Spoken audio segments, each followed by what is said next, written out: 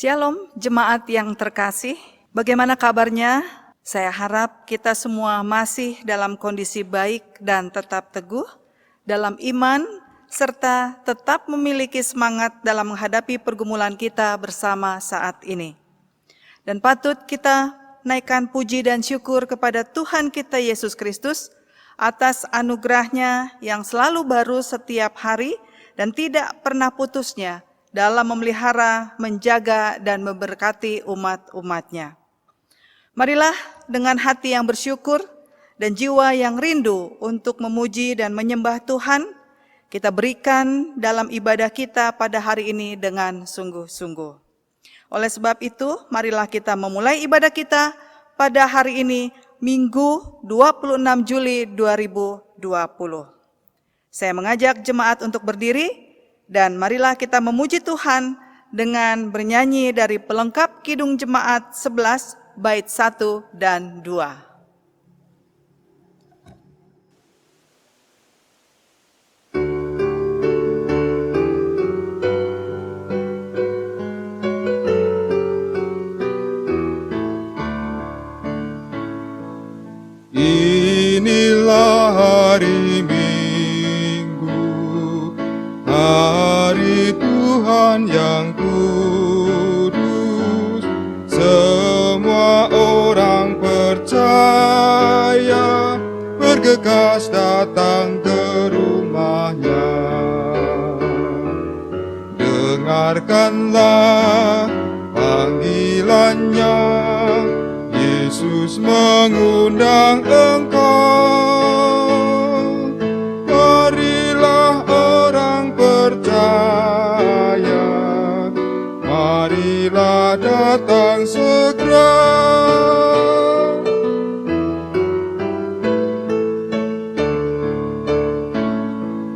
Mari datang padanya, menyembah serta sujud. Mari datang bersyukur atas kasih karunia-Nya. Dengarkanlah panggilannya, Yesus mengundang engkau. Marilah orang percaya, marilah datang segera.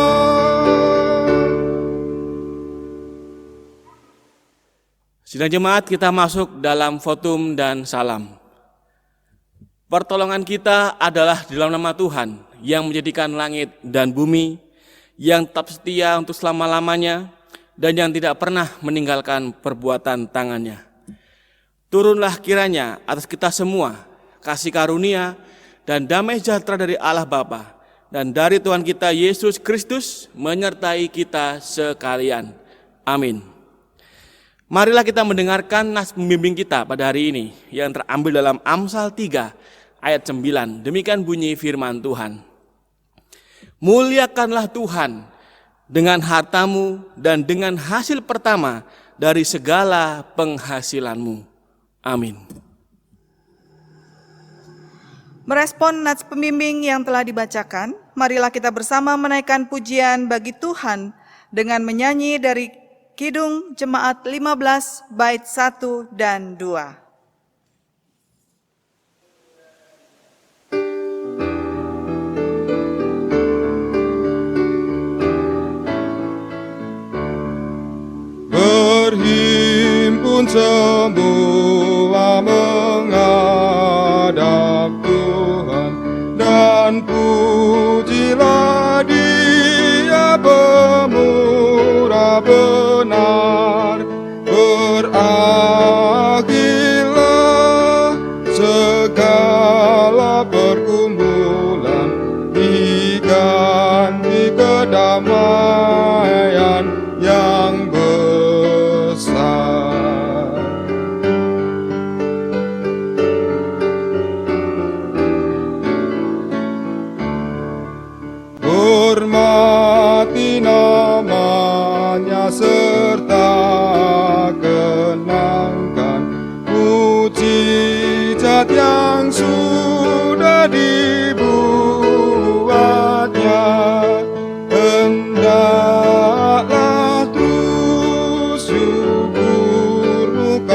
nyatakan di jalan hidupmu seluruhnya.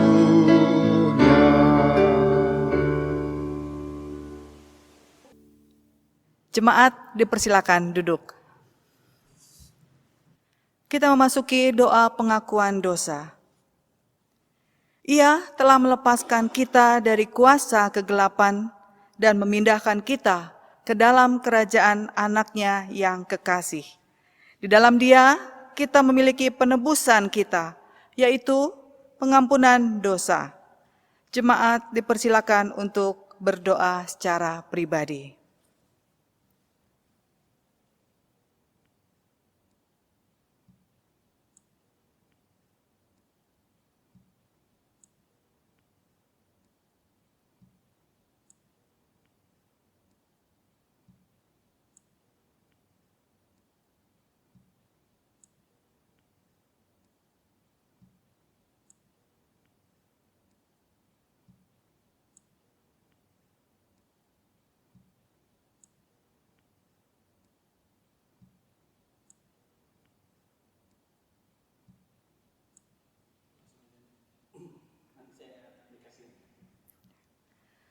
Tuhan Yesus, kami percaya bahwa setiap kali kami mengakui dosa kami dengan sungguh-sungguh, maka Engkau akan berbelas kasihan untuk memberikan pengampunan pada kami. Sungguh Tuhan, kami mohon pengampunan daripada-Mu. Dalam nama Tuhan Yesus, kami mohon pengampunan. Amin. Sebagai bentuk kita menyesal atas segala dosa kita di hadapan Tuhan Yesus, marilah kita menaikkan nyanyian pengakuan dosa yang diambil dari Kidung Jemaat 27, bait 1, 2, dan 5.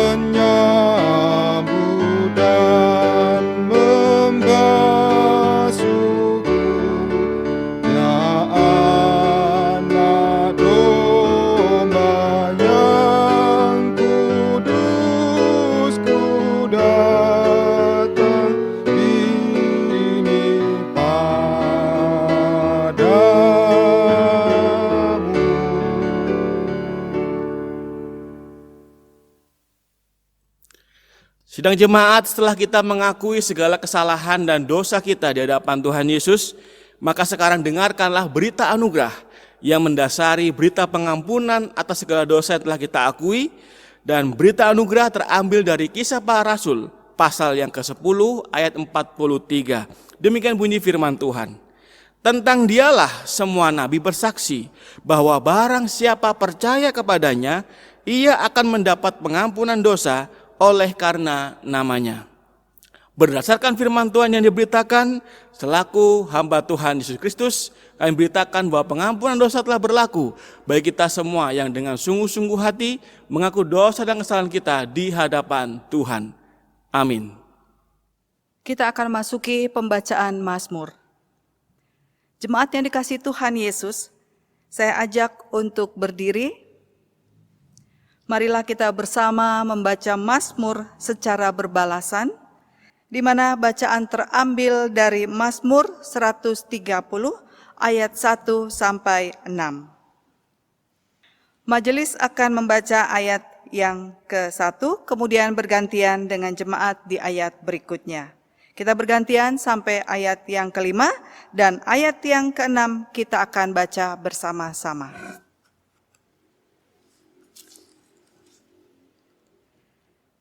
Mazmur 130. Dari jurang yang dalam aku berseru kepadamu ya Tuhan.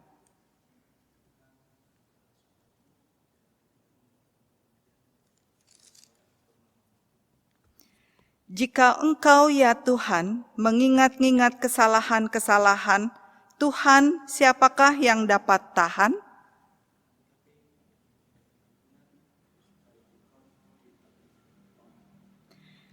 Aku menanti-nantikan Tuhan, jiwaku menanti-nanti, dan aku mengharap firman-Nya. Kita akan baca sama-sama. Jiwaku mengharapkan Tuhan lebih daripada pengawal mengharapkan pagi, lebih daripada pengawal mengharapkan pagi. Jemaat dipersilakan untuk duduk. Sebagai bentuk kita bersyukur atas anugerah pengampunan yang telah diberikan oleh Tuhan Yesus, marilah kita meresponinya dengan memuji Tuhan dari pelengkap Kidung Jemaat 205 bait yang pertama.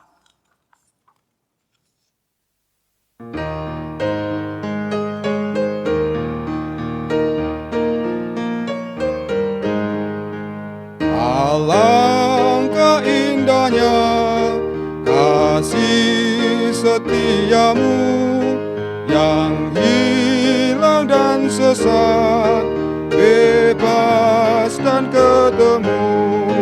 Engkau telah menjenguk ke tempat yang gelap, mengangkat umat-Mu ke alam gemerlap. Alangkah indahnya kasih setiamu, Engkau telah berkenan tinggal bersamaku.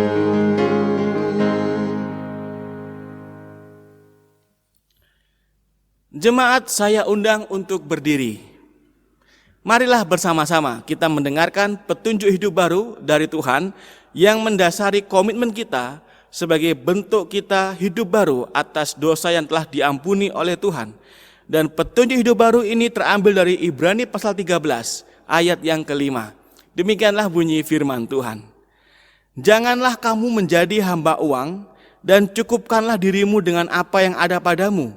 Karena Allah telah berfirman, Aku sekali-kali tidak akan membiarkan engkau, dan aku sekali-kali tidak akan meninggalkan engkau. Kiranya roh Allah menolong kita semua untuk mewujudkan firman Tuhan dalam kehidupan kita hari lepas ke sehari dan di seluruh dunia. Amin.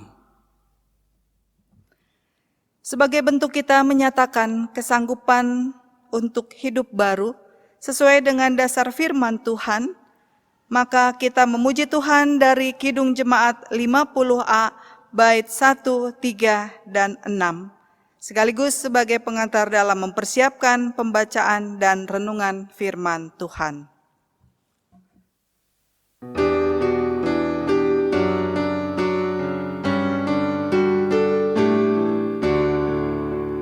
Sabdamu abadi, suluh langkah kami yang mengikutinya.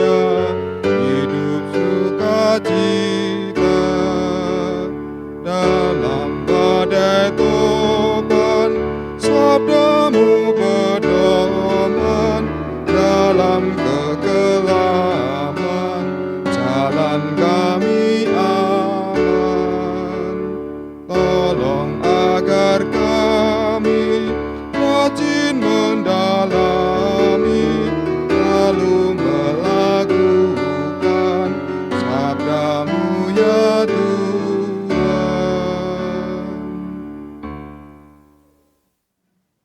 Jemaat dipersilakan duduk. Sidang jemaat, sebelum kita membaca dan merenungkan firman Tuhan, marilah kita bersatu dalam doa, mohon pimpinan Roh Kudus di dalam doa pemberitaan firman Tuhan. Kita satu dalam doa. Tuhan Yesus, kami bersyukur untuk hari ini, kami boleh menikmati hari yang baru setelah seminggu yang telah kami lalui Tuhan, dan kami akan membaca dan merenungkan firman Tuhan, dan kami siap untuk mendengarkan suara Tuhan lewat firman-Mu pada hari ini.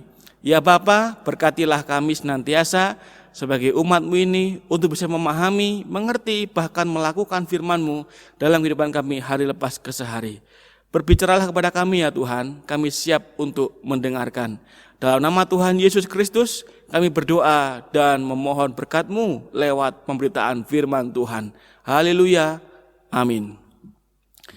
Pembacaan firman Tuhan pada hari ini terambil di dalam 1 Timotius pasal yang ke-6 ayat 6 sampai 10. 1 Timotius pasal yang ke-6 ayat 6 sampai 10. Saya akan membaca bagi kita semua. Bapak Ibu silakan menyimak pada bagian Alkitab masing-masing di rumah. 1 Timotius pasal 6 ayat 6 sampai 10. Demikianlah bunyi firman Tuhan. Memang ibadah itu kalau disertai rasa cukup memberi keuntungan besar. Sebab kita tidak membawa sesuatu apa ke dalam dunia dan kita pun tidak dapat membawa apa-apa keluar. Asal ada makanan dan pakaian cukuplah. Tetapi mereka yang ingin kaya terjatuh ke dalam pencobaan, ke dalam jerat dan ke dalam berbagai-bagai nafsu yang hampa dan yang mencelakakan, yang menenggelamkan manusia ke dalam keruntuhan dan kebinasaan.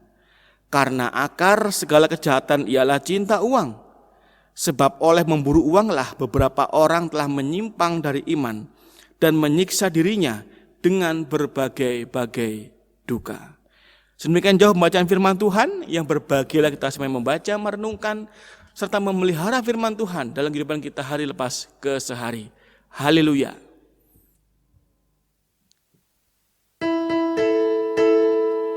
Haleluya, haleluya, haleluya, haleluya, haleluya, haleluya, haleluya, haleluya. Shalom jemaat Tuhan, bagaimana kabarnya? Saya harap kita semua dalam kondisi baik. Kita bertemu lagi dalam ibadah online pada hari ini, Minggu 26 Juli tahun 2020. Tema yang akan saya bahas pada hari ini adalah orang Kristen dan uang. Ya, orang Kristen dan uang. Bicara soal uang, tidak ada orang waras dimanapun dunia ini yang bisa hidup tanpa uang. Mengapa saya bilang orang waras? Ya, karena hanya orang gila yang tidak butuh uang dalam kehidupannya hari lepas ke sehari. Uang itu bisa menyelamatkan orang, bahkan juga bisa membinasakan orang. Uang itu bisa digunakan untuk menolong orang, bahkan juga bisa untuk menyerang orang. Uang itu bisa digunakan untuk membeli makanan, bahkan juga bisa untuk membeli narkoba atau yang lainnya. Siapapun di dunia ini itu pasti butuh yang namanya uang. Permasalahannya adalah bagaimana caranya supaya hidup kita ini tidak dikendalikan oleh uang. Kita memang butuh uang, tapi bagaimana caranya agar uang itu tidak mengendalikan hidup kita, tidak menguasai kita, bahkan tidak mempengaruhi penilaian kita terhadap sesuatu, bahkan orang lain. Tidak semua orang itu bisa menggunakan uang dengan benar. ini artinya menggunakan uang secara salah. Dan tak jarang juga banyak anak-anak Tuhan yang masih salah dalam menggunakan uang, bahkan berhubungan dengan uang. Oleh sebab itu, tema pada hari ini adalah orang Kristen dan uang, tapi bagian 1. Nanti akan ada bagian 2 yang selanjutnya. Baik, jemaat yang dikasihi Tuhan Yesus Kristus, pada bagian 1 ini saya akan membahas 4 sikap yang salah orang Kristen dan uang. Ya, saya akan membahas 4 sikap yang salah orang Kristen dan uang.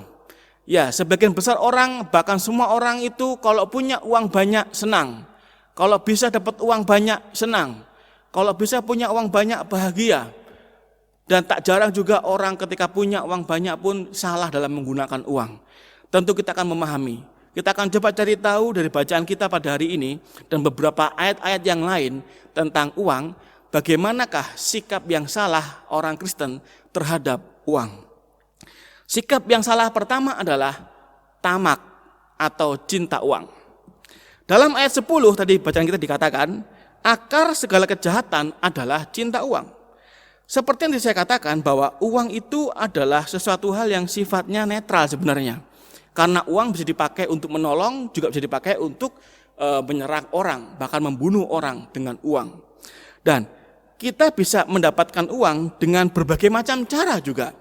Dengan cara yang benar, juga dengan cara yang salah. Nah, tamak itu adalah salah satu ciri orang yang salah tentang uang atau cinta uang. Apa ciri-cirinya orang yang cinta uang? Kalau kita baca dari ayat 6 sampai 10 tadi, kita bisa menemukan yang namanya kata cukup dan cukup. Ya, ibadah disertai dengan rasa cukup, asal dan makanan dan minuman dan pakaian cukup. Nah, ada kata cukup. Sebenarnya terjemahan yang paling cocok dan pas itu adalah rasa puas. Artinya apa? Ciri yang pertama orang yang cinta uang adalah orang yang merasa kurang puas dengan hartanya. Orang yang merasa kurang cukup puas dengan apa yang dia punya. Jadi kalau dia punya uang 5 juta, dia pingin 10 juta. Kalau dia punya 10 juta, dia pingin 20 juta. Dan seterusnya, dan seterusnya, dan seterusnya. Dia kurang puas, dia tidak puas dengan apa yang dia miliki. Itu ciri yang pertama. Ciri yang kedua adalah orang yang berani berdosa untuk mendapatkan uang. Dia rela menipu demi mendapatkan uang. Dia rela berbohong demi mendapatkan uang. Dia rela merenggut, bahkan merenggut nyawa orang lain demi mendapatkan uang. Bahkan yang paling ekstrim, bahkan dia rela meninggalkan ibadah demi mendapatkan uang. Ini adalah ciri-ciri orang yang cinta uang. Ciri-ciri yang ketiga adalah berani berdosa agar uang tidak keluar. Kalau tadi yang pertama berani berdosa untuk dapat uang, yang ketiga adalah berani berdosa agar uang tidak keluar. Ya, maksudnya gimana? Berbohong agar uang tidak keluar. Padahal ada orang pinjam uang ke kita, kemudian kita punya uang, terus kita mengatakan, aduh, aku nggak punya uang. Nah itu berbohong agar uang nggak keluar. Apa salahnya kalau kita bilang aja jujur bahwa saya nggak bisa meminjamkan uang sama kamu. Saya pikir ini lebih baik daripada kita berbohong. Kemudian kalau dulu gajinya kecil, persepuluhan gampang.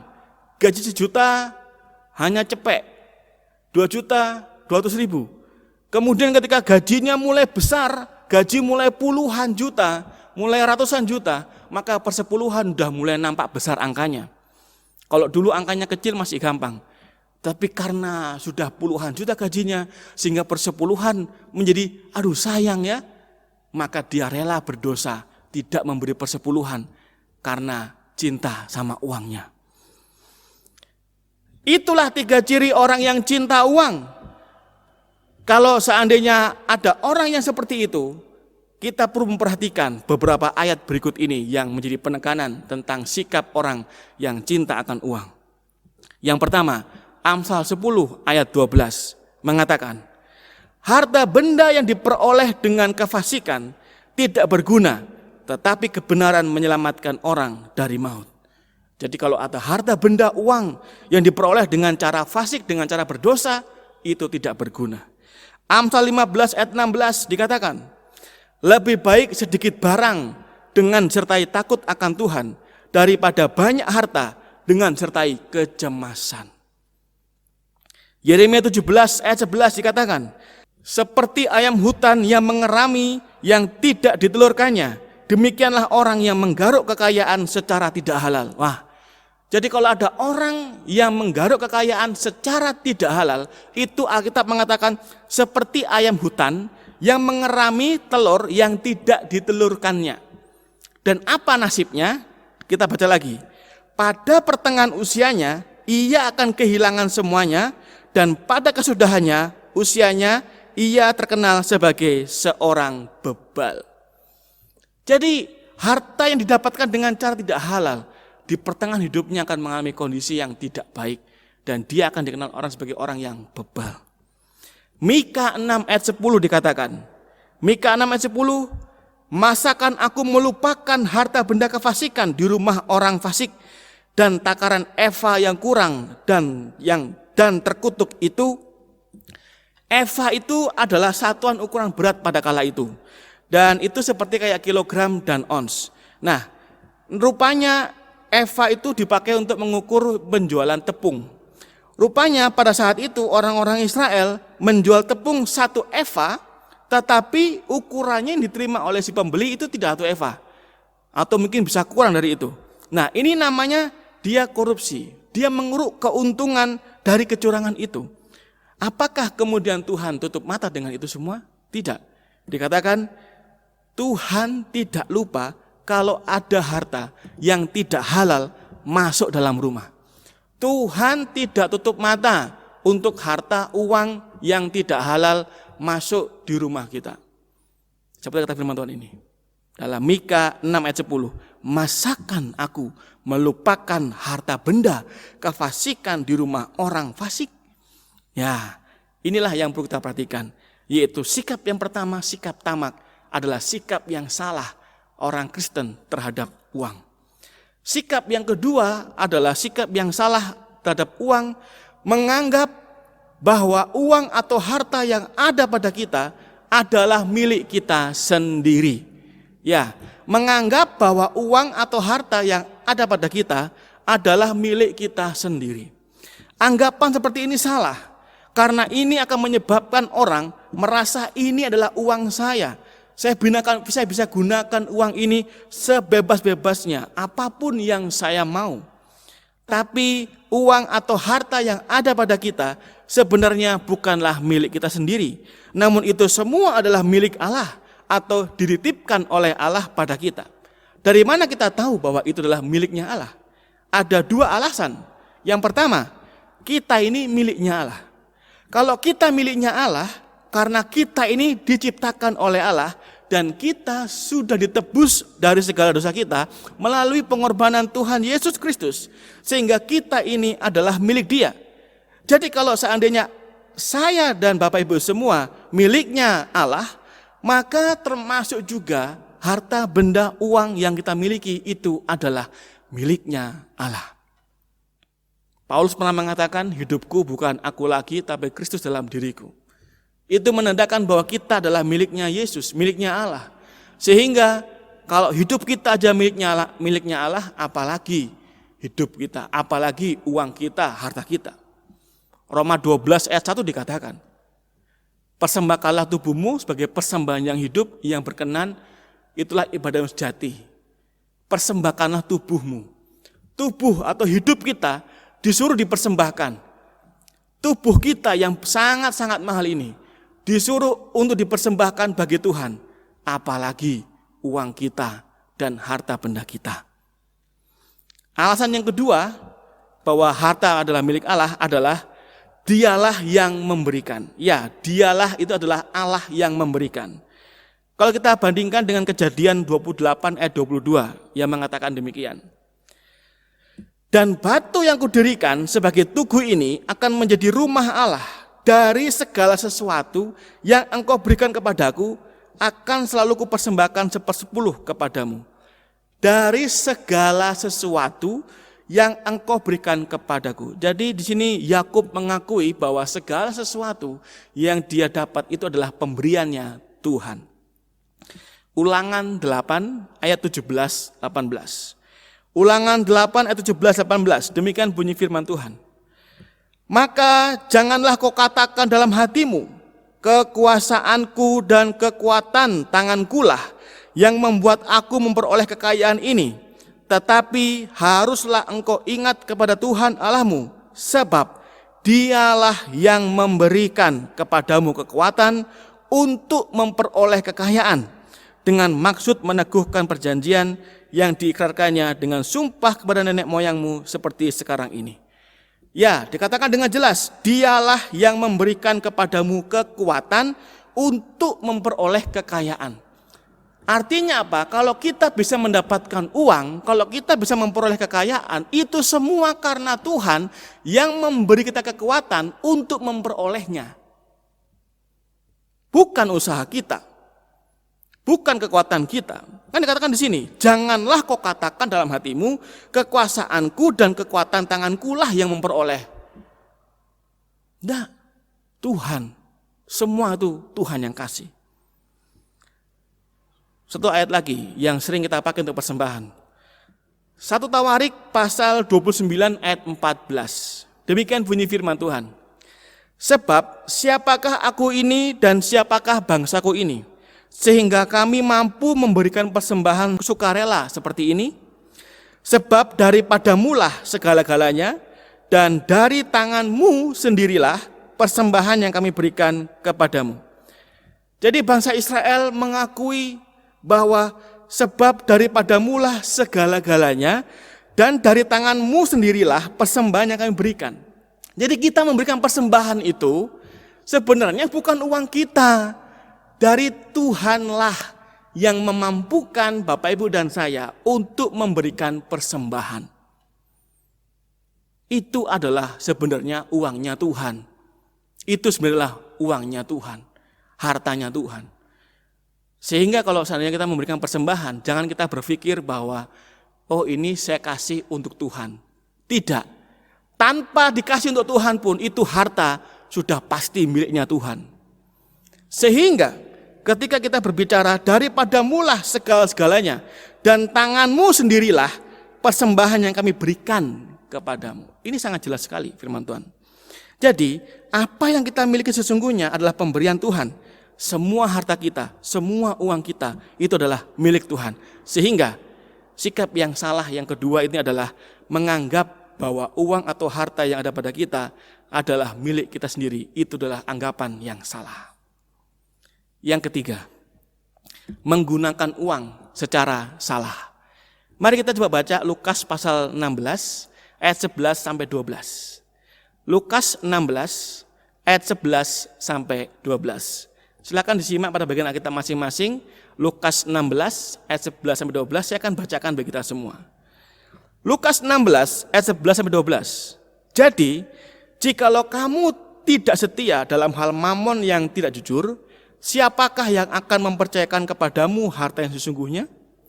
Dan jikalau kamu tidak setia dalam harta orang lain, siapakah yang akan menyerahkan hartamu sendiri kepadamu? Bicara soal mamon, ini artinya adalah kekayaan atau uang. Mamon itu adalah kekayaan atau uang. Jika dituliskan kamu tidak setia dalam hal mamon yang tidak jujur, itu artinya adalah kamu tidak setia dalam hal harta atau uang. Nah, siapakah yang akan mempercayakan harta yang sesungguhnya? Jika tidak setia, apa maksudnya tidak setia di sini? Coba kita bandingkan dengan terjemahan lain. Dalam terjemahan New American Standard Bible, itu dituliskan demikian. Therefore, if you have not been faithful in the use of unrighteousness, wealth, who will entrust the true riches to you? Ada kata-kata in the use of. Nah, artinya itu adalah dalam mempergunakan harta. Jadi orang yang tidak setia ini adalah orang yang tidak mempergunakan harta dengan baik. Adalah dalam mempergunakan harta orang lain. Dalam kasus ini adalah salah mempergunakan uang. Mungkin orang Kristen mendapat uang dengan cara yang benar. Mungkin kita bekerja dengan cara yang jujur, tapi tak jarang juga banyak orang Kristen sekalipun mendapatkan uang dengan cara yang benar, tetapi salah dalam mempergunakan uang. Uang dipakai untuk mabuk-mabukan, uang dipakai untuk menyewa pelacur, uang dipakai untuk menyogok, menyuap orang lain. Semua itu adalah dosa dan yang lain sebagainya. Hati-hati, jangan sampai kita salah dalam mempergunakan uang.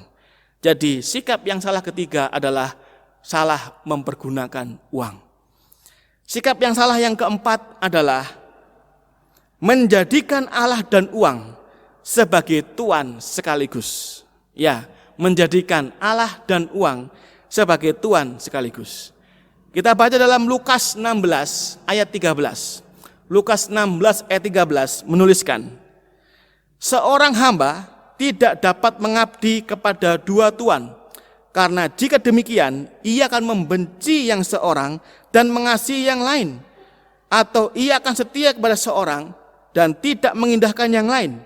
Kamu tidak dapat mengabdi kepada Allah dan kepada Mamon. Jelas itu katakan, kamu tidak dapat mengabdi kepada Allah dan kepada uang. Jadi kesalahan yang keempat itu adalah menjadikan Allah dan uang atau harta menjadi tuannya. Jadi tuannya ya ke gereja, ya Tuhannya Tuhan Yesus. Begitu di luar gereja bukan Tuhan Yesus lagi, Tuhan uang. Ya, di gereja haleluya, di luar gereja halelupa. Jadi orang Kristen itu tidak boleh menjadikan harta atau uangnya sebagai Tuhan dalam hidup mereka. Sebab Tuhan itu hanya satu dalam hidup mereka. Tidak boleh menduakan Tuhan dengan uang. Sebagai orang Kristen kita hanya boleh mengabdi kepada Tuhan Allah saja. Mari kita coba simak perbincangan iblis dengan Yesus ketika Yesus dicobai di padang gurun. Dalam Lukas 4 ayat 5-8. Di Lukas 4 ayat 5-8, demikianlah bunyi firman Tuhan. Kemudian ia membawa Yesus ke suatu tempat yang tinggi, dan dalam sekejap mata ia memperlihatkan kepadanya semua kerajaan dunia. Kata iblis kepadanya, segala kuasa itu serta kemuliaannya akan kuberikan kepadamu, sebab semuanya itu telah diserahkan kepadaku, dan aku akan memberikannya kepada siapa saja yang ku kehendaki. Jadi jika engkau menyembah aku, seluruhnya itu akan menjadi milikmu. Tetapi Yesus berkata kepadanya, ada tertulis, engkau harus menyembah Tuhan Allahmu, dan hanya kepada Dia sajalah engkau berbakti. Hanya kepada Tuhan Allah kita berbakti. Hanya kepada Tuhan Yesus kita berbakti. Artinya kita sebagai orang Kristen, sebagai umatnya Tuhan, tidak boleh menjadikan Tuhan dan uang sebagai tuan secara bersamaan. Maka dikatakan, kamu tidak dapat mengabdi kepada Allah dan Mamon. Harus salah satu. Itulah dia Bapak Ibu, 4 sikap yang salah yang orang Kristen lakukan terhadap uang. Jemaat dikasihi Tuhan kita Yesus Kristus, tadi kita sudah membahas tentang 4 sikap yang salah orang Kristen terhadap uang. Sikap yang pertama adalah tamak dan cinta uang. Sikap kedua adalah menganggap uang atau harta adalah milik kita sendiri. Yang ketiga, menggunakan uang secara salah. Dan yang keempat, menjadikan Allah dan uang sebagai tuan sekaligus secara bersamaan. Itulah pesan firman Tuhan pada hari ini. Bagaimana orang Kristen dan uang pada bagian 1. Janganlah kita melakukan 4 hal ini.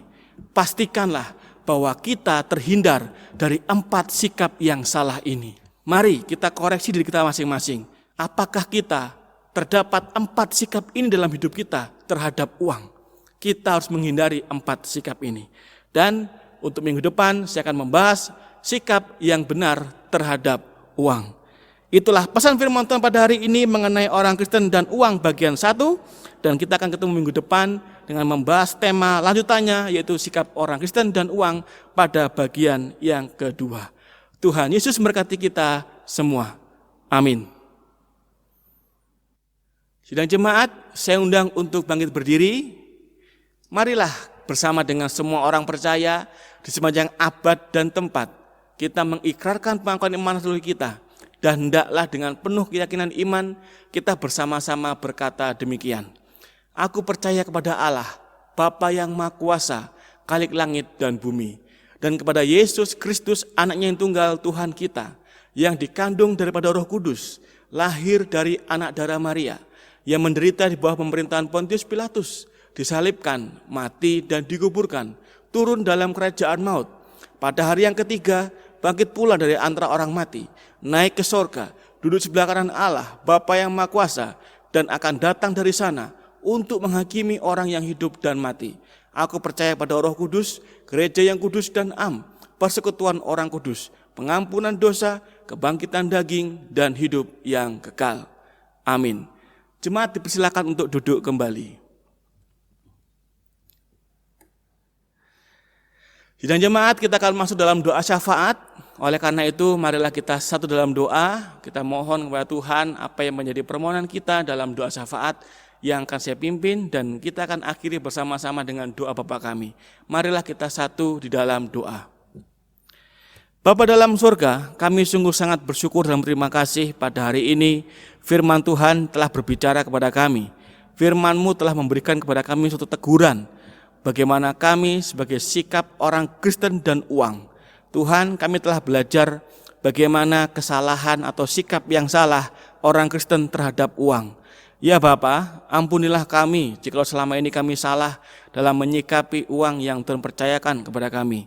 Biarlah semakin hari hidup kami semakin benar di hadapan Tuhan, dan bisa dan mampu bahkan untuk untuk melakukan sikap yang benar terhadap harta benda dan uang yang Tuhan titipkan kepada kami. Tuhan, tolonglah kami untuk bisa melakukan firman-Mu. Bapa dalam surga, dalam nama Tuhan Yesus, dalam syafaat ini kami mau berdoa juga ya Tuhan. Yang pertama untuk bangsa kami Indonesia yang terus masih bergulat dan bergelut masalah pandemi ini. Tuhan, tolong pemerintah agar mampu memutuskan keputusan-keputusan yang sangat bijak tentang masalah medis yang ditangani, juga tentang masalah ekonomi yang sedang dijalani, agar semuanya berjalan dengan lancar dan Indonesia bisa tetap kuat dan bertahan di tengah-tengah ancaman krisis resesi yang ada di negara ini. Bapa, kami mohon Indonesia dalam lawatan dan jamahan kasih Tuhan. Kami juga berdoa ya Tuhan Yesus untuk tim medis yang Engkau memberkati mereka yang masih sekarang ini berjuang dalam tugas kemanusiaan mereka, merawat pasien-pasien COVID-19, bahkan juga ilmuwan medis yang berjuang menemukan vaksin. Tuhan berkati mereka semua dalam lindungan dan kasih Tuhan. TNI Polri yang ambil bagian juga di dalam menjaga keamanan, stabilitas sosial, keamanan juga kami serahkan dalam pimpinan Tuhan, agar kondisi negara ini bisa kondusif dan aman lewat kehadiran TNI dan Polri yang telah Tuhan berkati. Terima kasih Tuhan Yesus, terima kasih. Kami juga berdoa Tuhan Yesus untuk gereja-gereja yang ada, agar terus berikan kekuatan Tuhan untuk bisa bersatu padu di dalam mengatasi pandemi saat ini yang ada Bapa. Gereja-gereja yang sudah mulai buka untuk ibadah, Tuhan tolong mereka, agar Engkau berkati mereka dengan hikmat-Mu, mempersiapkan dengan sebaik-baiknya di dalam ibadah mereka. Demikian juga gereja-gereja yang masih belum bisa ibadah, Tuhan tolong juga berkati mereka kemampuan untuk bisa bersabar dan mempersiapkan dengan baik ketika waktunya tiba nanti Bapa. Terima kasih Yesus, kami serahkan semua gereja dalam pimpinan penyertaan Tuhan.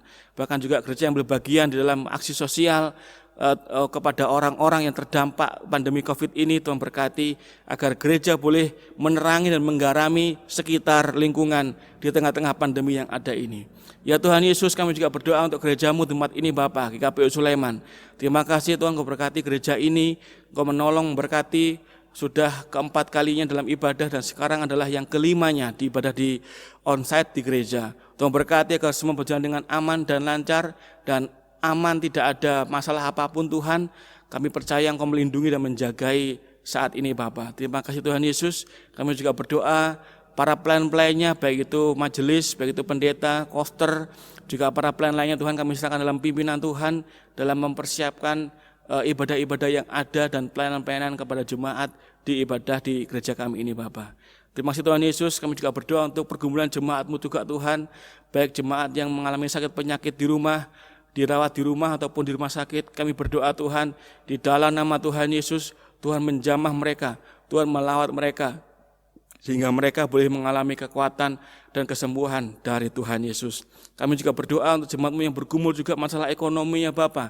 Efek dari pandemi ini Tuhan, yang mungkin juga mengalami PHK atau mungkin juga mengalami kondisi kekurangan pemasukan Tuhan, kami percaya Engkau menolong mereka.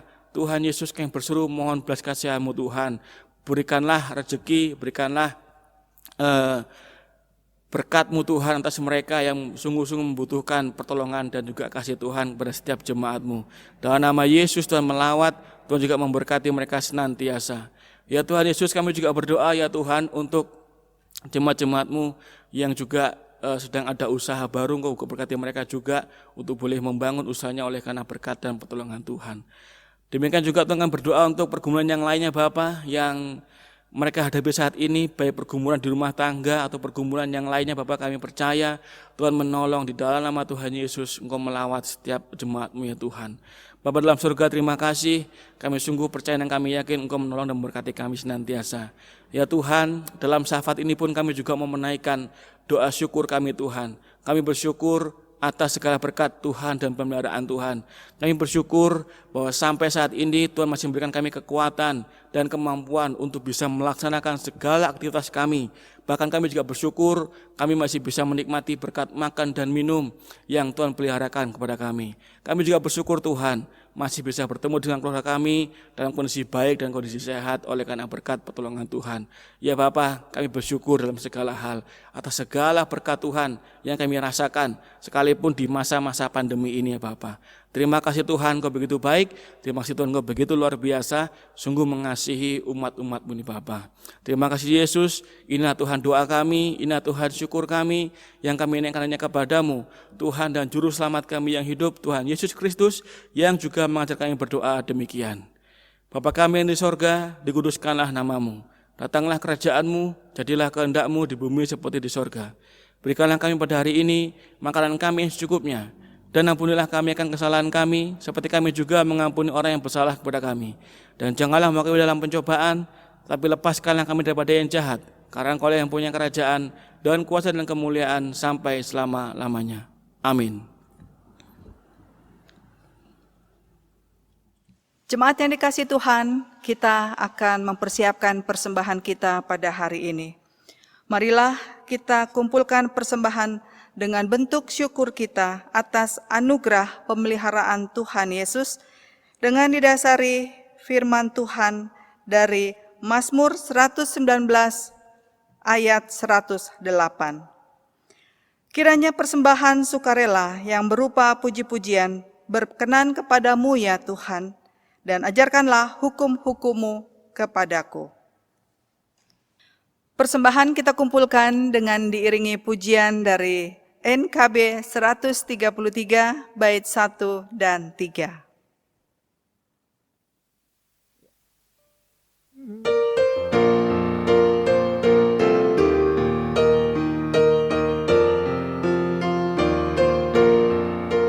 Syukur padamu ya Allah atas segala rahmat-Mu.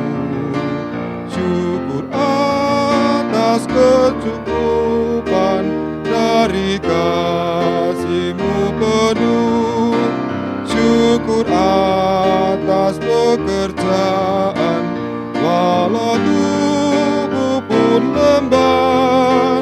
Syukur atas kasih sayang dari sanak dan teman.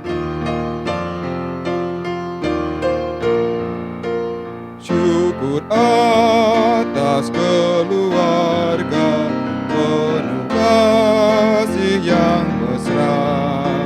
Syukur atas perhimpunan yang memberi sejahtera. Syukur atas kekuatan kala duka dan kesah. Syukur atas pengharapan kini dan selamanya. Saya ajak jemaat untuk berdiri.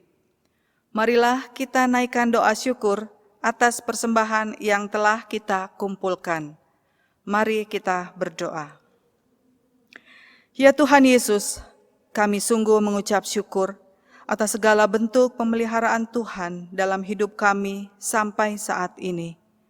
Pemeliharaanmu sungguh ajaib Tuhan. Hari ini sebagai salah satu bentuk kami bersyukur atas pemeliharaan Tuhan yang ajaib. Kami menyerahkan persembahan yang telah kami kumpulkan. Kiranya Tuhan, Engkau berkenan menerima dan memberkatinya, yang akan digunakan untuk kemuliaan Tuhan melalui gereja kami. Tuhan, tiliklah hati kami ini yang telah memberikan persembahan dengan tulus dan penuh kasih, sebagaimana Tuhan Yesus ajarkan kepada kami untuk memberi. Terima kasih Tuhan.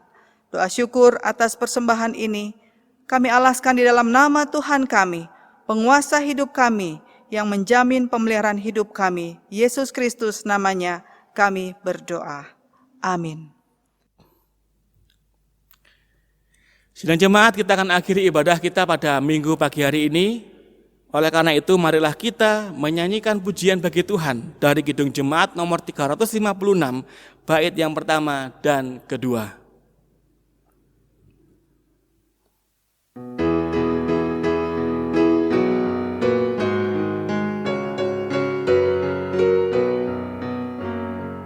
Tinggallah dalam Yesus, jadilah murid-Nya. Bacalah firman Tuhan, taat kepadanya. Tinggallah dalam Yesus, andalkan kuasa-Nya. Dialah pokok yang benar, kitalah rantingnya.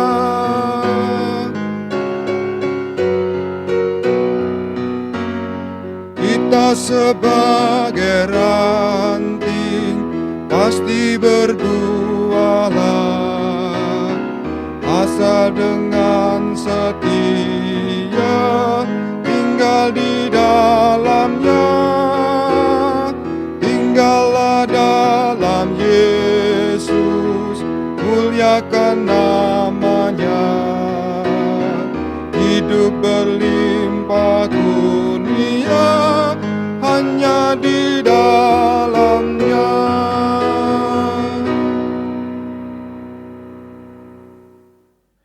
Sidang jemaat, sebagaimana firman yang tadi diberitakan, bahwa kita harus memiliki sikap yang benar terhadap uang.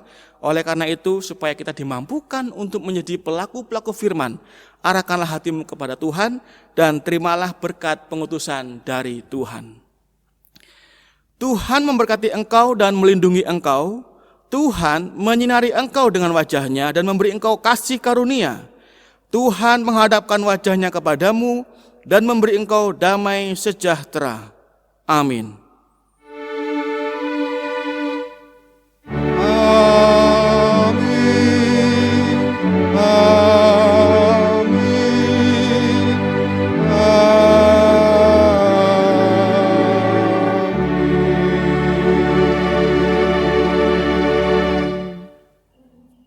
Ibadah kita selesai. Selamat hari Minggu, tetap semangat.